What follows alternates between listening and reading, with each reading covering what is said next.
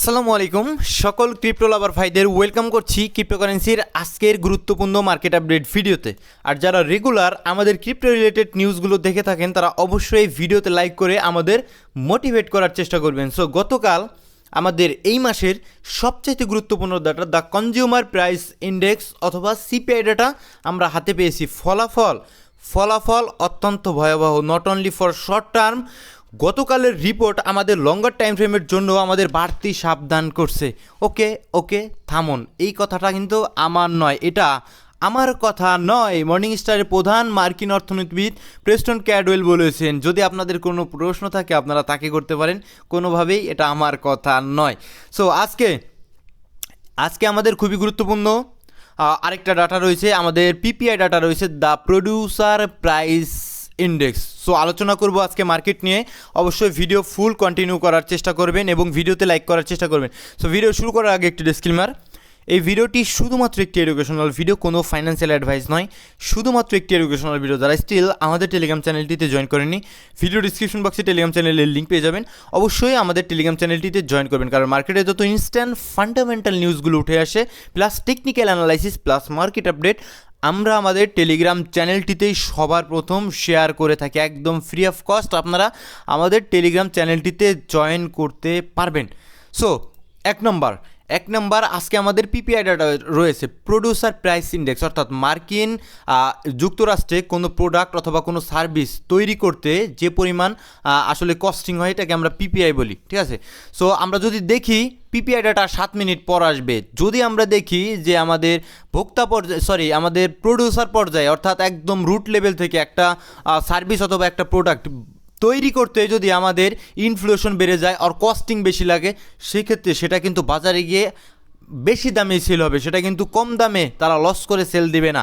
যদি PPI data বাড়ে অর্থাৎ কস্টিং কিন্তু তাদের বেশি হচ্ছে সার্ভিস অথবা প্রোডাক্ট তৈরি করতে, সেটা কিন্তু পরবর্তীতে বেশি দামে সেল হওয়ার সম্ভাবনা থাকবে এবং পরবর্তীতে কিন্তু বেশি দামে সেল হওয়া মানেই কিন্তু ইনফ্লেশন বেড়ে যাবে। সো এবার আমাদের এক্সপেক্টেড রয়েছে 0.5, অ্যাকচুয়াল আমাদের এর চাইতে বেশি আসলে মার্কেটের জন্য সাময়িক নেগেটিভ, অ্যান্ড আমাদের ফরকাস্ট রয়েছে 0.3।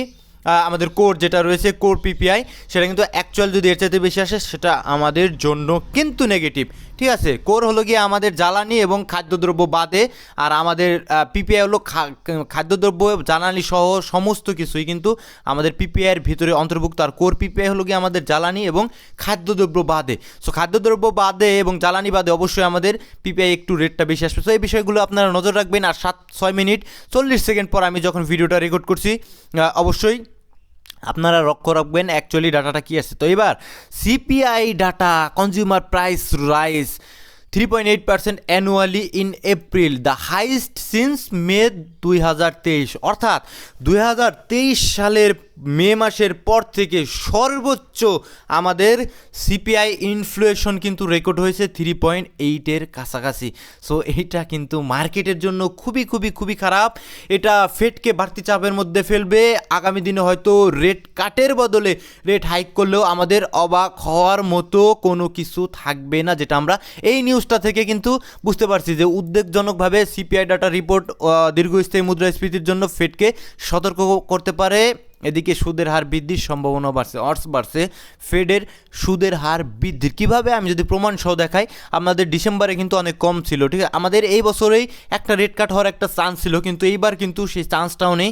আমরা ডিসেম্বরে যে আমাদের ফেডের মিটিং রয়েছে সেখান থেকে আমরা অ্যাকচুয়ালি দেখতে পাচ্ছি আমাদের কারেন্ট রেট রয়েছে 350 থেকে 375, বাট আমাদের আসলে এটা ডিসেম্বরে রাখার সম্ভাবনা 63%, কিন্তু অন্যদিকে যদি দেখেন 375 থেকে 400, অর্থাৎ আমাদের 25 বিপিএস রেট হাইক করার সম্ভাবনা কিন্তু 30%-এর মতো বেড়ে দাঁড়িয়েছে। এইটাই কিন্তু মার্কিন অর্থনীতিবিদদের কিন্তু আশঙ্কা, ঠিক আছে। এবং 50 বিপিএস রেট হাইক করার ডিসেম্বরে চান্স রয়েছে 4%। তার আগ পর্যন্ত আমাদের সেপ্টেম্বরে আমাদের কিন্তু অ্যাকচুয়ালি কোনো কিছুই হবে না, ঠিক আছে। রেট কিন্তু হাইকও হবে না, রেট কিন্তু কাটও হবে না, ঠিক আছে।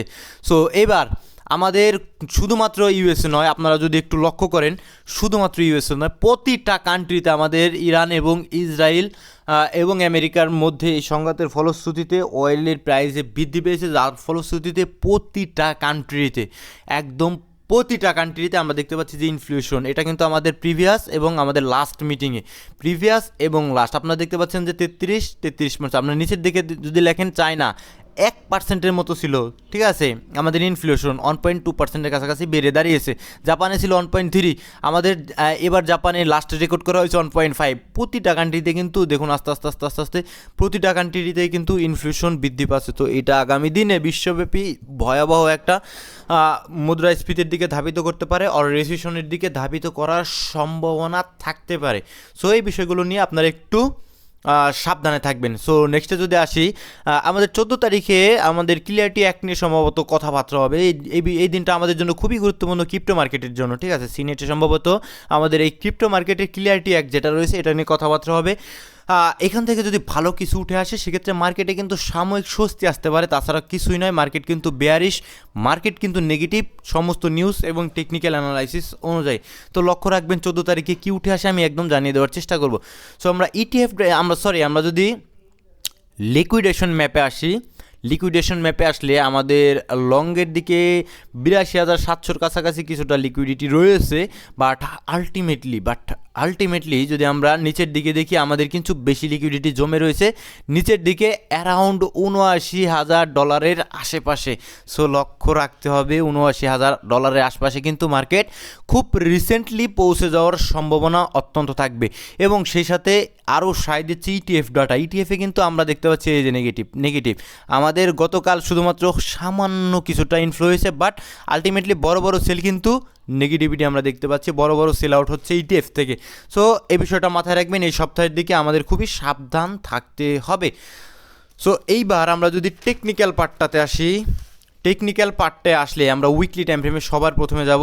সো উইকলি টাইম ফ্রেমে আমাদের পরিষ্কারভাবে ডাউন ট্রেন্ডের মধ্যে রয়েছে। সো উইকলি টাইম ফ্রেমে ডাউন ট্রেন্ড মানে কি? উইকলি টাইম ফ্রেমে ডাউন ট্রেন্ড মানে মার্কেট কিন্তু লঙ্গার টাইম ফ্রেমের জন্য যতক্ষণ পর্যন্ত স্ট্রাকচার শিফটিং না দিচ্ছে ততক্ষণ পর্যন্ত কিন্তু নিচের দিকে যেতে চাইবে, নিচের দিকে যাওয়ার সম্ভাবনাই সবচেয়ে বেশি থাকবে। মাঝে মাঝে এরকম পাম্প কিন্তু এজ এ বেয়ারিশ টেস্ট, এরকম পাম্প কিন্তু বেয়ারিশ টেস্ট, যেমনটা আমাদের বুলিশ মার্কেটের ক্ষেত্রে এরকম ডাম যেমন bullish test, Dam bullish test, আমাদের বেয়ারিশ মার্কেটের ক্ষেত্রে এরকম পাম্প কিন্তু এজ এ বেয়ারিশ রিটেস্ট। এটা আপনাদের মাথায় রাখতে হবে। তো উইকলি টাইম ফ্রেমে এক্সপোনেনশিয়াল মুভিং অ্যাভারেজগুলো আমাদের মার্ক করাই রয়েছে, ভলিউমটা আমরা দেখাবো না। এক্সপোনেনশিয়াল মুভিং অ্যাভারেজ আমাদের 100 এক্সপোনেনশিয়াল মুভিং অ্যাভারেজ যখনই আমাদের এটা ব্রেকডাউন দিয়েছিল তো এটা টেস্ট করার প্রয়োজন ছিল। যেমন আমাদের প্রিভিয়াস আমাদের 50 এক্সপোনেনশিয়াল মুভিং অ্যাভারেজ ব্রেকডাউন দিয়েছে উইকলি। সো এগেন কিন্তু এটা টেস্ট করে নিছে, এগেন পড়ে গিয়েছে। তো এবার কিন্তু আমাদের 100 যেহেতু ব্রেকডাউন দিয়েছিল তো 100 কিন্তু এগেন টেস্ট করার প্রয়োজন ছিল, মার্কেটে টেস্ট করেছে। তো উপরের দিকে আর খুব বড় কিছু নেই, এখানে একটা বেয়ারিশ অর্ডার ফ্লো রয়েছে, আপনারা দেখতে পাচ্ছেন অ্যাকুরেট বেয়ারিশ অর্ডার ফ্লোর মধ্যেই কিন্তু পড়ে গিয়েছে। এই সমস্ত জায়গায় কিন্তু মানুষের বেয়ারিশ কিন্তু অর্ডার থাকবে, বেয়ারিশ অর্ডার থাকবে বড় বড় ইনস্টিটিউটের, ঠিক আছে। সো এই বিষয়গুলো মাথায় রাখবেন। অ্যান্ড উইকলি টাইম ফ্রেমে কিন্তু আমাদের আসলে লো ভলিউম এরিয়া যেটা রয়েছে ওটার মধ্যেই কিন্তু মার্কেট অ্যাকচুয়ালি পৌঁছে গেছে। এবার ডেলি টাইম ফ্রেমে 200 ডেলি মুভিং অ্যাভারেজের exponential daily moving average test করে নিচের দিকে আসা স্টার্ট করেছে। যতক্ষণ 50 ধরে আসছে ওকে ফাইন, আপনাদের টেনশন করার একদম ধম করে পড়ে যাবে না, টেনশন করার কোনো কারণ নেই। ধীরে ধীরে হয়তো বা পড়তে পারে, একটু সাবধান থাকতে হবে আমাদের, যেহেতু উপরের যে ট্রেন লাইন রয়েছে রেজিস্ট্যান্স যেটা রয়েছে ওইখান থেকে কিন্তু মার্কেট রিজেক্ট করা স্টার্ট করছে। আর নিচের দিকে কিন্তু আমাদের সাপোর্ট অনেকটা, মেজর সাপোর্ট যেটা আমাদের অনেকটা নিচে, ঠিক আছে।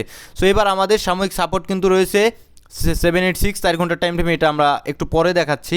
কিন্তু আলটিমেটলি আমাদের এই 100 এক্সপোনেনশিয়াল ডেইলি মুভিং অ্যাভারেজের কাছাকাছি আমাদের বড় একটা সাপোর্ট থাকবে অ্যাজ এ বিটকয়েনের ক্ষেত্রে টেকনিক্যাল অ্যানালাইসিস। আর শর্টার টাইম ফ্রেমে এই যে কিন্তু ডাউন ট্রেন্ডের মধ্যে চলে যাচ্ছে, আমাদের 4 ঘন্টার টাইম ফ্রেমের 50 এক্সপোনেনশিয়াল মুভিং অ্যাভারেজের উপরে থাকা মানে কি 4 ঘন্টার টাইম ফ্রেমে আপ ট্রেন্ডের মধ্যে রয়েছে। যখন এটাকে ব্রেকডাউন দিয়ে দেয় তখন কিন্তু ভাই আমাদের এটা কিন্তু 4 ঘন্টার টাইম ফ্রেমে ডাউন ট্রেন্ডকেই ইন্ডিকেট করে প্রাথমিকভাবে, বাট আলটিমেটলি আমাদের 4 ঘন্টার টাইম ফ্রেমে স্ট্রাকচার স্টিল কিন্তু আপ ট্রেন্ডের মধ্যে রয়েছে।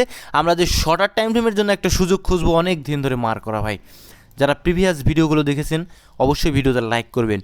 অনেক দিন ধরে আমাদের এই ডিসকাউন্ট লেভেলটা মার করা, মার্কেট বারবার 0.382 আমাদের যে extreme discount level extreme premium level যেটা রয়েছে ওইখান থেকে কিন্তু মার্কেট ট্যাপ করে উপরের দিকে উঠে যাচ্ছে।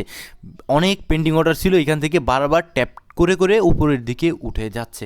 সো আমাদের আলটিমেটলি আমাদের একটা সুযোগ, শর্টার টাইম ফ্রেমে একটা সুযোগ আসবে যে লং পজিশন ওপেন করার জন্য স্টপ লস দিয়ে, অথবা আমাদের স্পটে বিটকয়েনকে আসলে রাখার জন্য স্টপ লস দিয়ে শর্টার টাইম ফ্রেমের জন্য, ঠিক আছে। সেই সুযোগটা কিন্তু স্টিল আমরা পাচ্ছি না। আমাদের থাকবে ৭৮,৮০০ থেকে আমাদের থাকবে $৭৭,৯০০ আশপাশে একটা সুযোগ ডিসকাউন্ট লেভেলে আসলে। সেই সুযোগটা আমরা পাচ্ছি না। মার্কেট এখানে নাটক করছে, তো যতই নাটক করুক আপনারা এই লেভেলে না আসা পর্যন্ত ডিসিশন মেক করার চেষ্টা করবেন না, যে আমার ব্যক্তিগত আসলে মতামত। আর গত ভিডিওতে বলা হয়েছিল যে বাই 10 লাইন লিকুইডিটি কিন্তু নিচের দিকে জমে গিয়েছে, যে দেখুন আলটিমেটলি 10 লাইনটাকে ব্রেকডাউন দিয়েছে কী কারণে? 10 লাইন লিকুইডিটি নেওয়ার জন্য। বিকজ মার্কেটে যারা লেট লং পজিশন ওপেন করছে তাদের লিকুইডিটি কিন্তু এই 10 লাইনের নিচ দিয়ে রয়েছে, তো তাদের কিন্তু লিকুইডেট করা মার্কেটের জন্য প্রয়োজন। এই যে মার্কেট আস্তে আস্তে নিচের দিকে যাচ্ছে। সো আমাদের সম্ভবত ডাটা চলে এসেছে, আমরা যদি একটু দেখার চেষ্টা করি। এই যে দেখুন একদম ক্লিয়ার ভাই, ভিডিওতে যেটা বললাম একদম ভিডিও তৈরি করতে করতে আমাদের ডাটা চলে এসেছে। আমাদের এই যে দেখুন পিপিআই, যেটা আমাদের ফুড এবং এনার্জি সহ, ঠিক আছে, যে ডাটাটা রয়েছে প্রোডিউসার প্রাইস ইন্ডেক্স, সেটা কিন্তু আমাদের 1.4%-এর কাছাকাছি বেড়ে দাঁড়িয়েছে। মার্কেটের জন্য নেগেটিভ ভাই, মার্কেটের জন্য নেগেটিভ। আপনি বলতে পারেন যে মার্কেটকে গতকাল সিপিআই ডাটা আসলো মার্কেট ড্রপ করলো না, আজকে পিপিআই ডাটা আসলো মার্কেট ড্রপ করলো না। কোর পিপিআই ডাটা এই যে দেখুন বেড়ে গিয়েছে। অ্যাকচুয়াল এই যে সবুজ আপনি দেখতে পাচ্ছেন, সবুজ কালারের ভাই, একদম নিজের স্টুডেন্টের মতো ভিডিও করার চেষ্টা করছি, ঠিক আছে। মনে করছি যে আপনি সামনে রয়েছেন, ঠিক আছে। এই যে দেখতে পাচ্ছেন যে 1%-এর মতো এই যে সবুজ করে লেখা রয়েছে, ঠিক আছে। সবুজ কেন? এটা কি কখনো আপনার মনে প্রশ্ন আসে? সবুজ মানে ইউএসডি কারেন্সির জন্য ভালো, এবং যেটা ইউএসডি কারেন্সির জন্য ভালো সেটাই আমাদের ক্রিপ্টো মার্কেট, স্টক মার্কেটের জন্য খারাপ। তো বিষয়টা মাথায় রাখবেন। সো আপনি এর ইমিডিয়েট একটা রিয়াক্ট কিন্তু এই যে দেখুন মার্কেটে যদি আপনি 5 মিনিটের টাইম ফ্রেমে আসেন, এই যে দেখুন আমাদের ইমিডিয়েট রিয়াক্ট, একদম ইমিডিয়েট রিয়াক্ট, ঠিক আছে। এই কারণে ভিডিওগুলো কিন্তু জরুরি, ভিডিওগুলো একদম মনোযোগ সহকারে দেওয়ার চেষ্টা করবেন। তো আলটিমেটলি যারা টেলিগ্রাম চ্যানেলে রয়েছেন, আই এম এক্সট্রিমলি সরি, আমি একদম অ্যাকুরেট আপনাদের ডাটা দিতে পারলাম না, বিকজ আমি এখন ভিডিওটা রেকর্ড করছি।